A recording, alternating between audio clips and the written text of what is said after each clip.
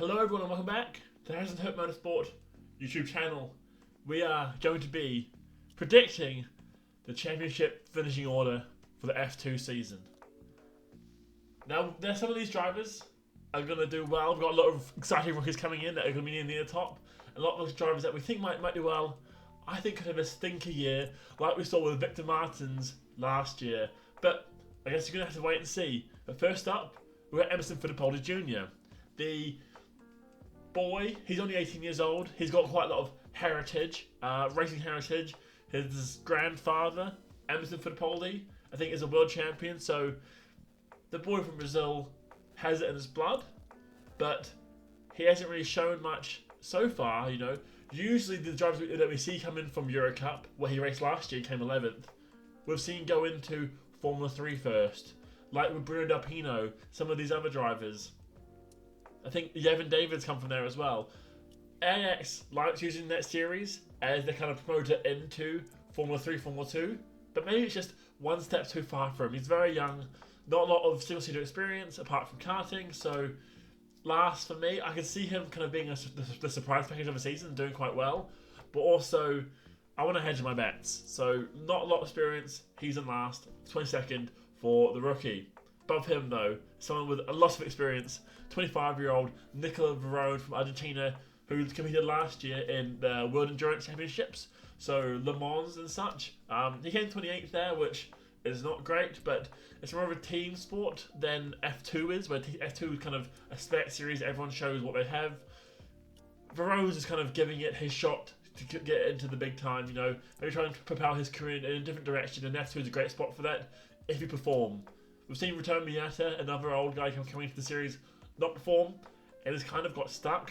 Hopefully that doesn't happen with Verone, and he doesn't perform here. But anyway, he's with the VAR. I have him in 21st. Above him, Kian Shields, second year driver, 20 years old, racing with AAX. I think we've seen AAX having some good performances, you know. They had Joshua Dirksen, you know, they had the other young guy, I can't remember, his British guy, now racing in Formula E, but these drivers aren't the same caliber of drivers of those guys, in my opinion, at this moment, you know. We saw with Josh Dirksen last year, if the car was set up well, he could have a good weekend here and there. He wasn't consistent, and I'm not sure if the consistency of Kian Shields will line up. If he does start to perform, maybe we could see him get a podium here and there, but as I say, to the team, the driver, I have uncertainty about these two. So yeah, he came 24th last year in F2, which is lower than the amount of drivers that there are in the start series. So drivers came in, like Stenshorn, like Van Hoopen, at the end of their F3 campaign, and got enough points to overtake him. So he needs to do better, and maybe he will, but as I said, hedging my bets, have him in 20th. Then we have John Bennett above him, the other British driver in the grid. He's 22 years old, coming off a season where he finished 22nd in F3, so in a normal field that would have been last, but as I said, drivers came in and out, so that was probably like 4th or 5th to last.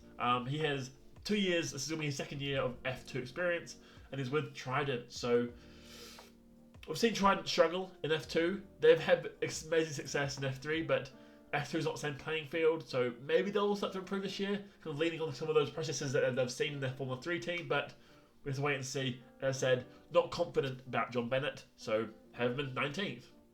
Above him is a rookie from Thailand, that's Tasanapol Itapuzazak. He's 20 years old, he finished 7th in F3 last year. He was in that Campos team that had Mary Boyer and Nikola Solov, so really being propelled forward, one could presume, by that experienced duo in that team. This year, I don't think it's the same sort of deal.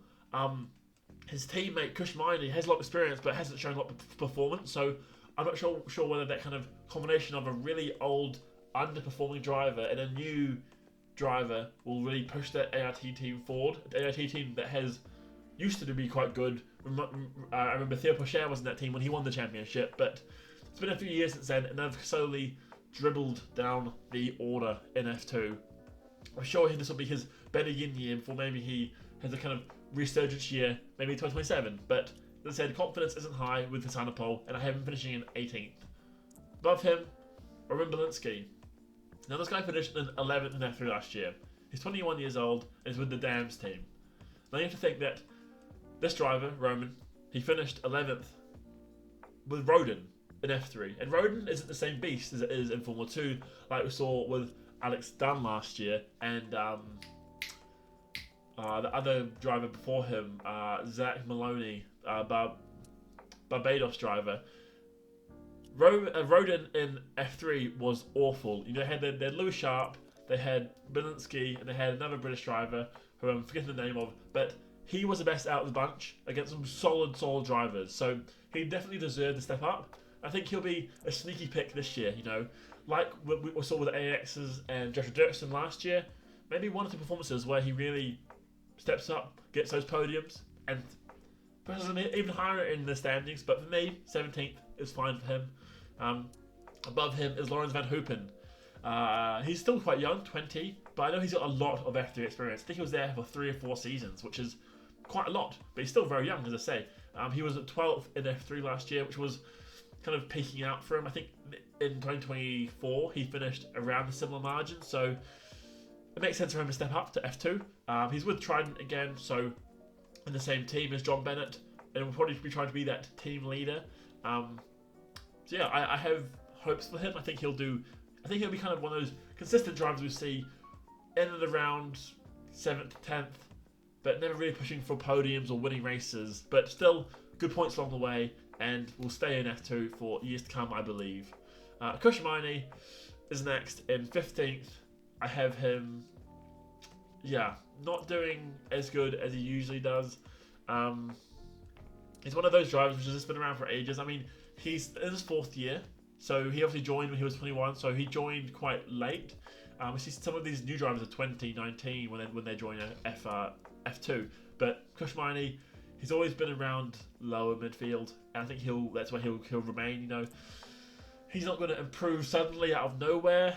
He's a very known quantity, which is why AIT maybe have picked him up. They said this can be a betting in year where we kind of get a driver that we know, or the F2 knows, and reset for 2027. But either way, he's with Alpine. I have him finishing 15th, which is one spot better than when he finished in 2025, which was 16th. So we'll see.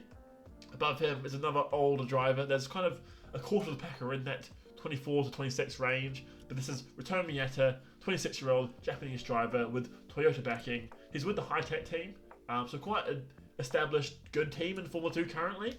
I know that can change with a flip of a switch, but I have shown hopes for High-Tech this year. He's alongside Colton Herter, so a very experienced team. I think maybe one of the oldest teams we've ever seen on the Formula 2 grid, with a combined age of over 50 years old, which is insane.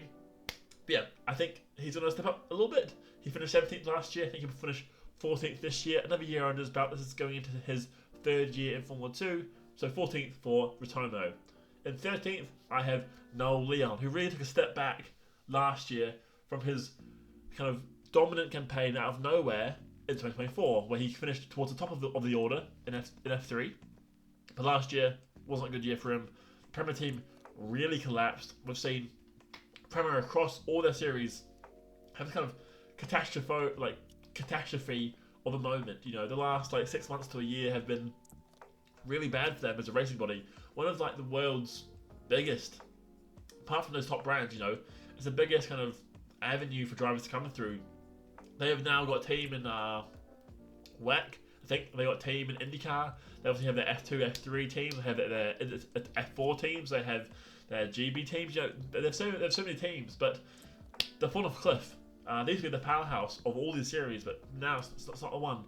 And now Leon has really kind of felt the strain of that, going into Premier for one season last year and coming in 17th in F3. This year he's changing teams to Campos, which has done well. Obviously they had Hadjar last year, who did very well. So Hadjar 2 years ago, who did very well. So hopefully they'll be trying to find the same kind of form with that team. But I'm not sure. He's not on form. He's not got a lot of confidence from his performances last year. So he might struggle to get into the season. Then halfway through, he might find some of that form again and start doing well. But I have him in 13th. Moving on, we have Rafael Villagomez, who's in 12th. He's 24 years old, one of the older kind of quartet we have in this series. He finished 14th last year, which I think was very surprising for me. He was one of those drivers in 2024, which was quite poor. You know, I saw him as a pay driver. I thought he really deserved to be there. But he kind of proved me and a lot of other people wrong. You know, he was consistent. He was thereabouts where the points were there to be picked up. So those races that had quite a lot of incidents, he was always loitering about, setting a good pace, and being there. So fair play to Rafael, the driver from Mexico. Two drivers in Mexico in order here with Leon and then Rafa.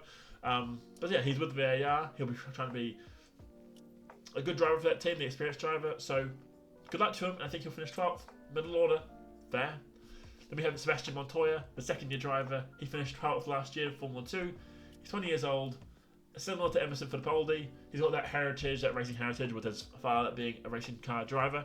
He's with Prema, so you never know what you're going to get. Some races they might be good, some races they might be shit. I guess we'll see. Yeah, I have finishing 11th, not much more to say with these kind of midfield drivers. I think they'll do well, but not super well. I don't think they'll be fighting for the championship in any kind of alternate universe or reality. I think 11th is solid for Montoya. Above him, Martinez Denshorn, a rookie coming in from Formula 2.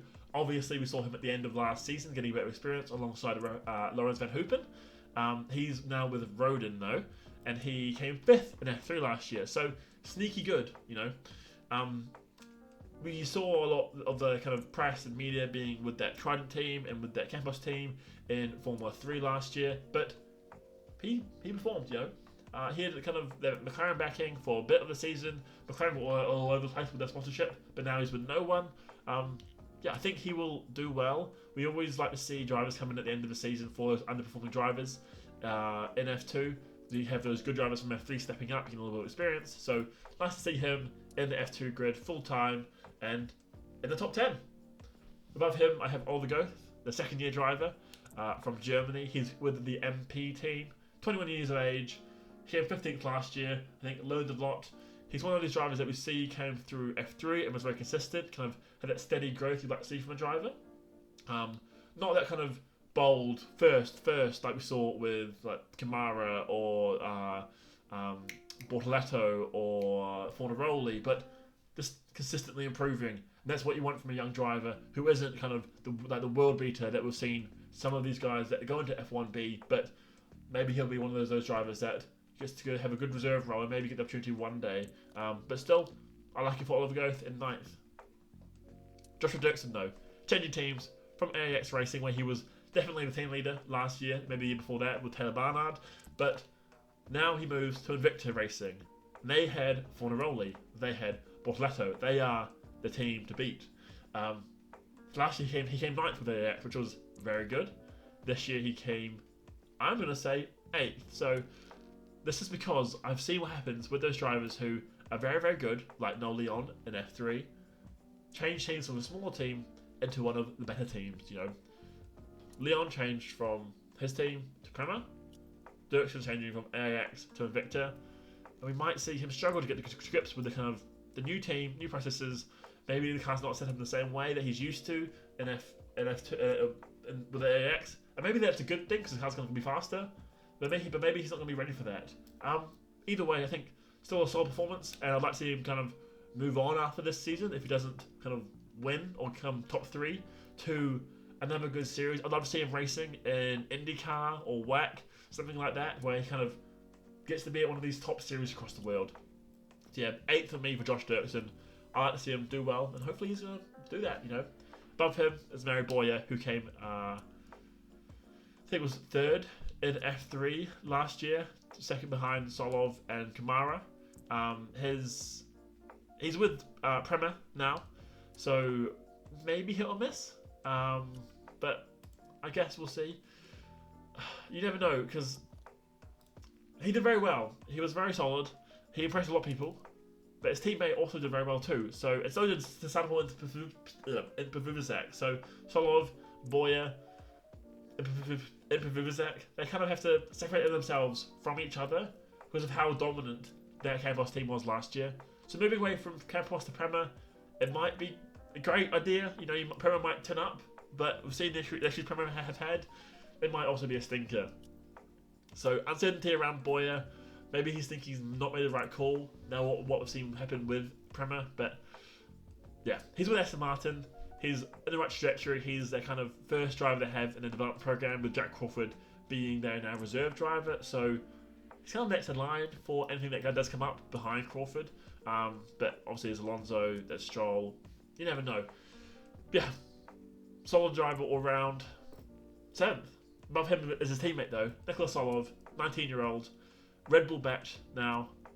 He used to be Alpine backed years ago, but now he switched to Red Bull, and he's performing under them. To be fair, he came second in F3 the previous season, behind Kamara, who was by far and away the best driver. But Solov is 2 years younger than him, so he's got time.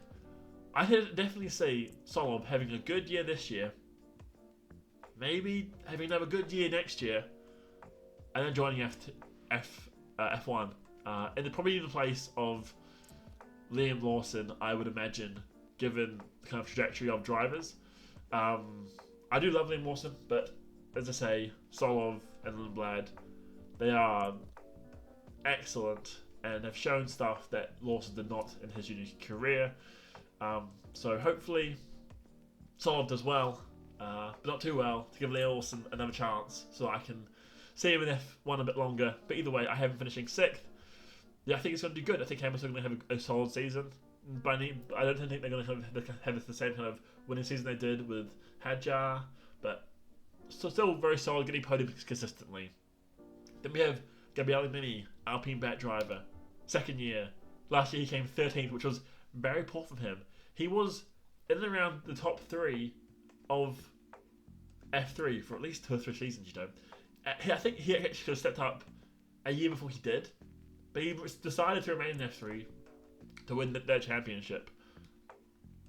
Obviously, that didn't happen, and Fornaroli won that year, but Mini was close. So I thought Mini would have headed that form into F2 and do well last year, but he didn't. It's only 13th, you know. He struggled to find form. Maybe that's because of the team he was with, but now he's with MPP Motorsport. Maybe the change of team will help. I have him finishing 5th. Probably not where he wants to be. I think Gabriele Mini expects to be fighting for the title. I think the last of these drivers too would expect the same thing, Solov and Boyer. But I think someone's going to miss out, and Mini will be the one to come in 5th. Above him is Dino Beganovic, Ferrari back driver, 22 years old, reserve driver for Ferrari also. He came 7th in F2 last year. A bit of a step up to 4th, not a massive one, you know. When it comes to winning the championship, it's a big jump between the top 2, top 3, and the rest of the pack. But I think Beganovic will do well enough just to get him in conversations with an F1 seat, but I don't think he'll ultimately get it just because of the amount of other drivers there. We might see, it'll depend on how many drivers in F1 move on. We could see a lot of these drivers come through, but you never know. Either way, it's Beganovic 4th with Dams, solid year. 2nd year, we'll be looking to take a big step up in the 2nd year. But yeah, the top 3 I think will be a bit of a gap between the kind of rest of the grid and them. For me, it's these last 4 drivers, so Beganovic, Mini, Solov, and Boyer will be a bit of a split between the bottom, like from 8 and below. Then the top 3 will be away with it. My top 3 are this. In 3rd, I have Colton Herta. In 2nd, I have Alex Dunn. And in 1st, I have Rafael Kamara. Now let's start with Colton Herta. Moving from IndyCar, where he came 7th last year, which is like... It's insane. This guy's 25. He's been one of the best drivers in IndyCar for at least the last 5 years, you know. Now he's making the move over, which is definitely a downgrade to Formula 2, and a chance of getting that Cadillac seat next year, or even the year after that, you know. He is kind of their reserve development driver, but he's like, okay, I will learn these tracks by following you guys around. You guys don't think I have enough experience to step into that team and be one of your first drivers ever in your history of the new Cadillac team. So I'll follow you around. I'll wait until Bottas and Perez, they age out, they underperform. Then I'll be right there for taking, you know. He doesn't want one of these other guys, you know, like the Spanish driver from IndyCar, what's his name? Palo? Let me just check that. Alex Palou, yeah. I don't think he'll want him to kind of be like, Palou said he wants to stay in IndyCar for a while. he gets a bit bored, decides to move over. And Cadillac is there waiting with their American audience already recognising the name of Alex Palou being the IndyCar champion for many years. But Contenders is like, nah, I'm gonna get that experience by going around these circuits, knowing how they work, understanding how the team works, and it being the first choice. So hopefully he can be that first choice even next year or the year after that. But I'm not sure how long he'll wait around for. Will he wait around for 2 years in Formula 2? I'm not sure. But either way, third in F2 will get him those super license points he needs, and also prove to Cadillac that he's ready. So yeah, I think he will do well and be in that 2027 team for Cadillac. Above him though, as I mentioned, Alex Dunn, the Irishman, missing out yet again on their championship. But I think we'll have 3 years in a row with back-to-back Formula 3, Formula 2 winners, because as I said with Rafael Kamara, he is something else. He's just insanely good. Insanely good. But yeah, Alex Dunn, he came 5th last year in F2 after being the kind of championship favourite early on in the season. He was quite a far bit ahead, I think come like April time last year, 2025, F2. Downhill slope with that Rodent team. But now he's an Alpine reserve driver. He's joining that kind of quite a hot contingent of drivers. You have Mini, you have Paul Aaron, you have Alex Dunn. They've got a lot of drivers Alpine can call upon if Colapinto or Gasly don't perform. I think Alex Dunn will be first in line. I know that Aaron was very good, but Dunn has shown how consistent he is. I think he's kind of got a lot of backing for him. I've seen everywhere I go in kind of motorsport that F2 or F1's involved, there's a lot of Irish fans. I think Dunn's got the right kind of backing to get him into F1 eventually. And this P2, I think, might secure that for him. We might see him in F1 come 2027. I'm just saying it. But in first place, I have Rafael Kamara, 20-year-old from Brazil, was dominant last year, far away the best driver in F3, stepping up to F2 with one of the best teams in Invicta. Yep, he's switched teams from Trident to Invicta, the two kind of powerhouses of Formula 2 or Formula 3, but now he's joined the best team in Formula 2 and he's going to win the championship. That's just how I think it's going to go. I can easily see him with his Ferrari connections getting a seat at Haas, Haas or maybe even Audi. Probably not as much Audi as Haas. I think Haas is the key one if Bambi makes a switch somewhere. But yeah, as I say, Kamara going to win the championship and will definitely get a seat 2027 Formula 1. Thank you for watching this video. As I mentioned before, we've got a lot of hot content coming up this year. We want to be reaching 10,000 subscribers. We have highlights of F2 qualifying, F3 qualifying, and other specific content on those series, on F1 as well. It's an exciting place to be on this channel, so hit the subscribe button and follow along on my journey. Thanks for watching as always. Peace.